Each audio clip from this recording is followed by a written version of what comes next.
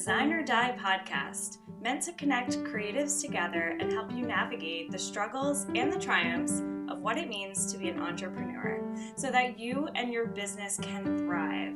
I'm your host, Colette. Let's get creative.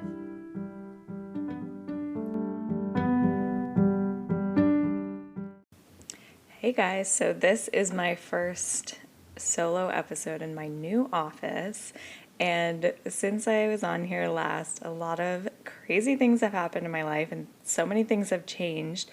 I think it's for the better. I hope it is, but I wanted to share a little bit about that because I like to be as transparent as possible when going through all the different stages of running your own business, working for yourself. So last time I talked, I also picked up a full-time graphic design job, and it was great. It got me out of the house more. I got to meet some people. The job was super flexible, which I loved. And now we're coming into, right now it's end of March, so we're going into busy season for the wedding industry. And so my wedding invitations are kicking off even more. I've done a few bridal shows this year, and I also, at the same point in the beginning of March, I got a full-time office space outside of my house, which is huge. And it's so exciting because it was getting to a point where going into my house where my home office was stressful to me. And I do feel like home should be a place of like calm and de-stressing. So when it was getting to that point where I didn't even want to go into my office, I knew it was time for a change. So as I'm working the full-time job, I went ahead and got a full-time office space. It is amazing. It is right in the downtown area of where I live. So it's kind of like a co-working space, and I was already renting it part-time, but it was becoming hard to bring all of my stuff back and forth from my house to there. And then I could also only schedule clients during like normal business hours, which, you know, most people are working full-time, so my clients really needed to meet with me after hours and on weekends. And so I got to a point where I was like, I definitely just need a space where people can come in whenever I schedule them and not have to worry about, oh, is the office open? Because that also like misses out on client opportunity. So I do free consultations, and if there's someone who wants an hour that I can't give them, maybe they'll go on to the next person. So I decided, well, I didn't decide right off the bat. I was really back and forth with it. And I just was like, you know what, if I don't put everything into this, I'll never see where it can go. My initial plan was to work there and also keep the full-time job. But literally a month in, I was like, oh, I have to quit my full-time job. Like, I just have to, because there is only one of me. And it was essentially, I've been working 2 full-time jobs since September when I took the job. So that is scary in itself. You know, I wasn't planning to do that so quickly. But again, since I've always been doing so many different things, I was never giving my business, the wedding stationery, a chance to really thrive. Because if I'm doing pretty well, only giving like maybe 25% of myself to it, imagine what I can do with 100%. Just put in my 2 weeks. I might be working there a little bit longer to kind of help the transition process, because I know what it's like to run a business, so I don't want to leave people high and dry. And it's so nice to have a space where I can make it mine.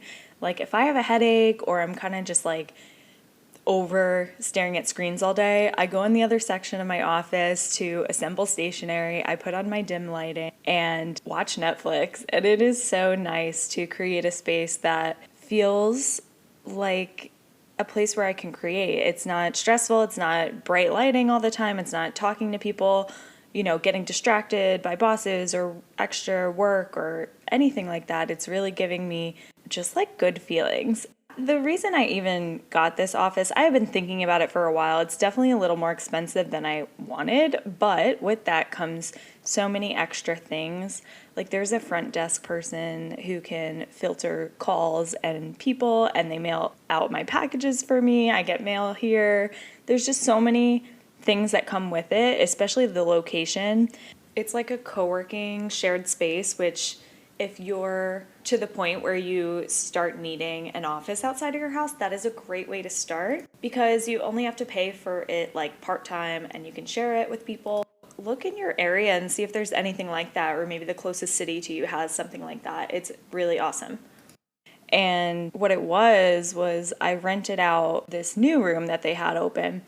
And when I was in that room having a meeting with a client, I just got like a feeling. And what's crazy is the wall color was literally painted in my brand colors. And I was just like, oh, this is like perfect size, perfect location. Like, I just feel good in here.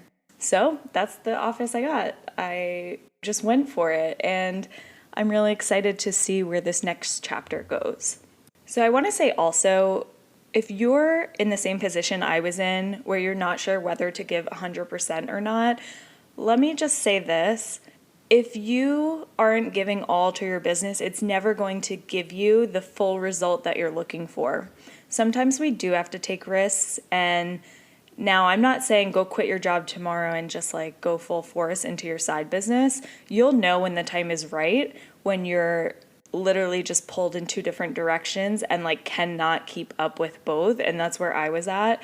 Honestly, if I put full into my business, I'm going to be making more than both of those combined in the long run. And that's what I really want. I want a life that I can go home in the middle of the day and play with my dogs, or like go on a trip to see my family randomly, which I did do recently, which is really cool.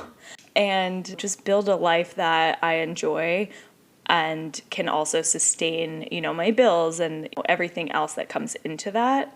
So I also wanted to touch on something that may not be everyone else's experience, but is definitely something that I've seen time and time again since the start of my business.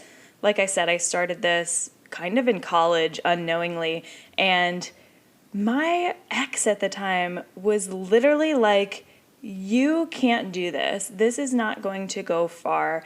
And here I am, what is that, almost 7 years later, still doing it? Thank you. Something big that I've noticed is not everyone is going to be happy for you in your success, in your business. Not everyone is your person. So you have to be very careful who to divulge what you're doing to and who to share that information with. Because a lot of times people bring in their own personal insecurities and jealousy into the mix when you start telling them about your success or things that are happening to you. And it can make you feel really crummy and also doubt yourself. But you have to know that a lot of times that is them, not you. It can be really difficult when people you're close to aren't being supportive. Because, not everyone can go quit their job and focus on their business full time. But this isn't like something that just happened to me on a whim or you. It's taken so much time and effort, and you deserve a pat on the back for that. No matter if your business lasted through the pandemic or not, or you had to close the doors, you have to give yourself credit for all the things you have done. I feel like a lot of times people dismiss the hard work that really goes into being an entrepreneur and running your own brand. They almost see it as like frivolous. And I'm sure if you're a small business owner or entrepreneur, you've experienced this before, where people just like sometimes genuinely don't seem happy for you. And not that everyone has to be, but just be careful. Look out for who's really got your back and who doesn't, and lean on the people who do and who don't bring their own set of baggage, because it, like I said, it really can make you start doubting yourself. Like most people, this doesn't just happen to you. You're actually the one doing it. You don't have to share that with everyone. Share it with the people who will be there to support you. But at the same point, don't assume that every person that you know and that cares about you is going to support your business. And I don't mean just support in terms of like buying from you or hiring you for your services. I mean supporting you on your journey and being happy for your successes. And just as a little analogy here, when I was a senior in college, I got the opportunity to go to France for 2 semester credits that I needed to graduate in French. I needed that for my art degree, go figure. But my French teacher knew I was really into it. I was pretty good and recommended that I go to this. And listen, it's been a dream of mine to go there since I was like 12 when I first started studying French. I mean, my whole family is Cajun French and my name is French and I have roots there. And when I got this opportunity, it kind of seemed like a no-brainer.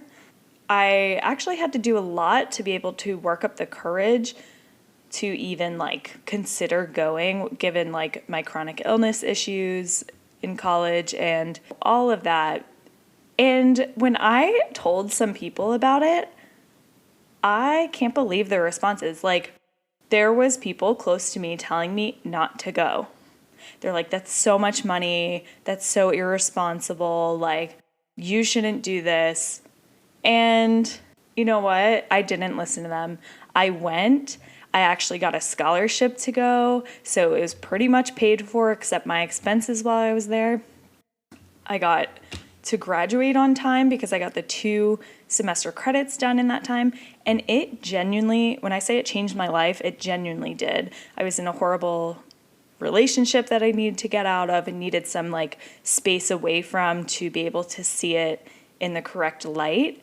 And I met so many amazing people. Some of those people came to my wedding. And it just goes to show, if I listened to the people who were projecting onto me and telling me not to pursue this, I never would have had that experience. Who knows where my life would be right now? Just really try to figure out when people are telling you things, like, is it genuine or is it coming from a place of jealousy or not wanting to see you succeed because they aren't happy with something in their own personal life or their success? You guys know I love to give you all the free tips and business advice so your business can survive and thrive. And to keep that going, I've created a Patreon account where you can become a supporter and get exclusive content, one-on-one business advice, and ask me all the things. So if you'd like to help keep this thing going, go to patreon.com/design or DIY. Thanks so much. And I touched on this briefly in one of my other podcast episodes, which is how successful people are made. So go listen to that if you haven't. But I wanted to share a little bit more of my thoughts behind this. But I truly believe most businesses succeed because of you, because of your passion, because of your confidence and your perseverance. To me, that's like 80% of it. 20%, what you're offering. Is it a good product? Is it in the right place? Are you marketing it right? But 80% is literally just you and believing in yourself and going for it. I get a ton of people, friends, family members who have great ideas and want to start a business. And I talk to them 2 years later and they still haven't scratched the surface. And a lot of times it is not because they can't, it is because they're telling themselves that they can't and listening to all the doubts. And they're like, oh, well, like, it's really risky. And like, yes, it is. But how do you know what's going to happen if you're not even trying yet? Sometimes you really just have to like put one foot in the door and just start. It doesn't matter if you're ready because, one, you're never going to be ready. Just start and the rest will follow and you'll learn as you go. No one's going to have all the answers. You can't like have the whole cheat sheet right in front of you. Nobody has that. So you're going to learn as you go. And it is literally just about stepping into it, going forward, and seeing what can come out of it. And listen, our brains will start listening to us when we keep telling ourselves that we can't and telling ourselves all the negative thoughts and leaning into those. The more we listen to those, the more our brain's going to try to validate those feelings. Because listen, I get the same thoughts. So when I finally gave my 2 weeks to my job and I'm like, okay, I'm going full force into this business and thinking about all the things that can come from it. And it's super exciting. But then I have on my other shoulder, my inner negative thoughts telling me, oh, this is going to be too hard. You're not going to make it. What about your rent at this new office? It's higher than you wanted. Can we do this? And sometimes I really have to just shoo that away and just like tell that thought process to go away, because there's a reason why I did this. And the more you tell those negative thoughts to go away, the more they will. And your brain will be like, oh, okay, like that's not working, so I'm not going to keep giving that to you. But the more you listen to it and feed into it, the more you're going to think it, and the more it's going to prevent you from seeing what you can accomplish. Because like I said, it's not like people who are working for themselves, this didn't just happen to them. It's not luck. It is literally hard work and believing that you can do it. And I also want to share, if like you're not too familiar with the process yet, I want to let you know in full transparency about what it's like to be a business owner. Let me just tell you, it is honestly pretty lonely. And I've talked about this before, not just like the aspect of working just you on a brand and like, you know, you don't have coworkers to like bounce ideas off of or things like that. It is lonely in the fact that a lot of people can't relate, and a lot of people will misjudge you, and a lot of people will think privilege has gotten you to where you are, and sometimes it does, right? We're not going to deny that, but it is mostly about having the confidence to do it. The only difference of you and someone who is 5 years down the line in their business is that they started 5 years ago. They put themselves out there. They started step by step. And you're sitting here telling yourself that you can't or shouldn't, or listing all the reasons why it won't work.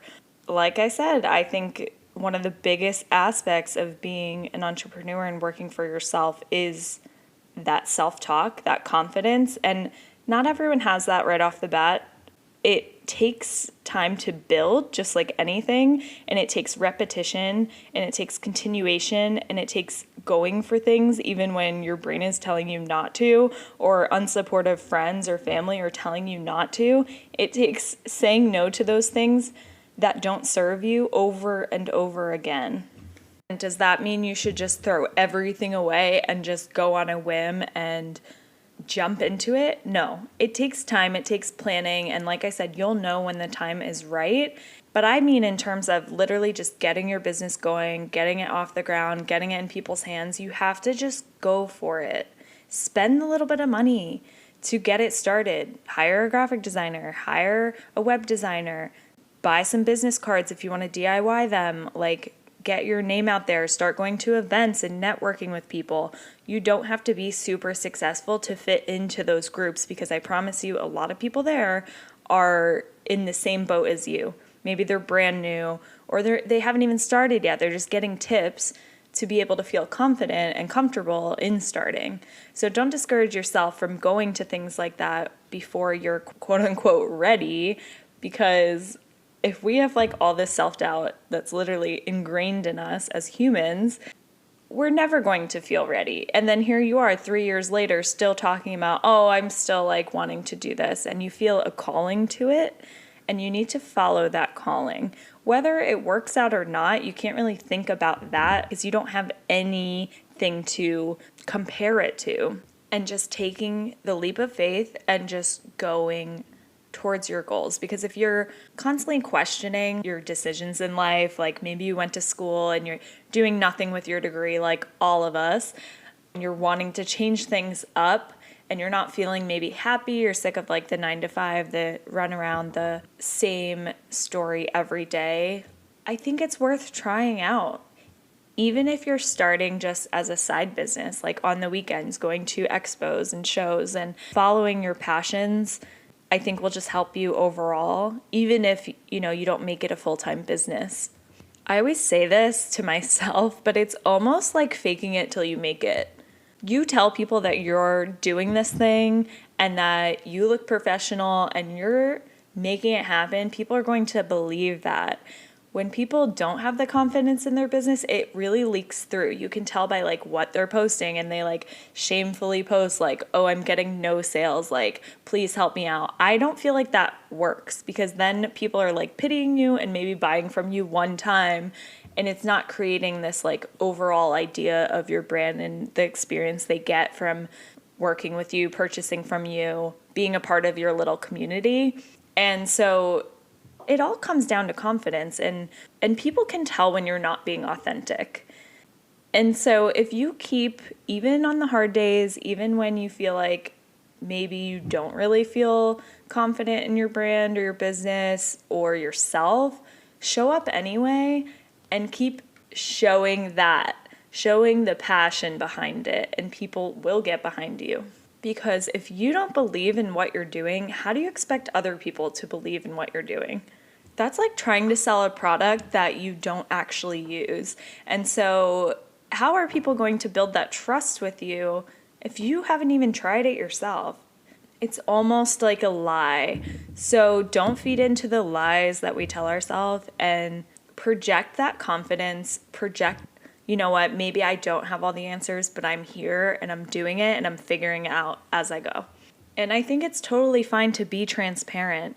I feel like when social media and influencers started popping up all over, I feel like it was almost so fake, as like, you know, I'm going to pretend that this is what my life looks like and this is what my business looks like. And I'm not saying to do that. I feel like over time, like showing your authenticity and who you really are and your struggles and your triumphs throughout the way gets people interested more, because then they can relate to you more. I feel like, oh, this person also goes through what I go through. And I wanted to share the realization is that working for yourself is not always glamorous, and it can be really freaking hard. I mean, I saw those videos that are like, oh, I didn't want to work a 9 to 5, so now I work 24/7. And that is genuinely true. And it doesn't have to be forever. I will say, like, definitely the first couple of years of working on your business is going to be like that, because typically, you know, you don't do this full time. So you have like other jobs that you're doing, other situations to take care of, your family, your house, your apartment, whatever, your dogs. You got normal life things going on top of working, on top of trying to start your own business. So it's not like some glamorous job. It's not like you're just living the life, just bankrolling, just got money piling up every day. It is not like that. And I have had people over time be like, how do I do what you're doing? How do I just like make money and work for myself? But they have like no direction. They don't know what they want to do. They just know they want to do what I'm doing, or like do what someone else is doing. But that's not really going to get them far, because this doesn't just happen. Like I said, you have to have passion behind it. You have to like put in the work every single day. And it's not easy. It doesn't just happen overnight. You don't just like automatically become successful. It takes a lot of stress, long nights, crying, doubting yourself, picking yourself back up, your room, your studio, your office being a complete mess, being like, how am I ever going to get past this? People not relating to you, having to manage and wear so many different hats. It's not glamorous, and I don't want to pretend that it is, but I do think it's super rewarding over time if what you're looking for is being in control of your life and not having someone else dictate what that looks like. So if you're in the process of maybe making the next jump into the next phase of your business, or you're thinking about starting one, please email me at designordIY@gmail.com and ask me certain questions, and I'd be so happy to help answer those here and divulge more into different topics that are going to help you in your journey. And oh my gosh, before I close out this little segment, I can't believe I've been doing this podcast for a year now. And now that I'm dedicating a little bit more time to my business and seeing where that can go, I'm really excited of all the people I'll continue to meet and learn from. And this is episode 20, which means the next one that I'm posting with 2 small business owners in Connecticut who own their own apparel business will be the 21st episode, which I'm going to call it Season 1 is in the books. And thank you all so much for being here.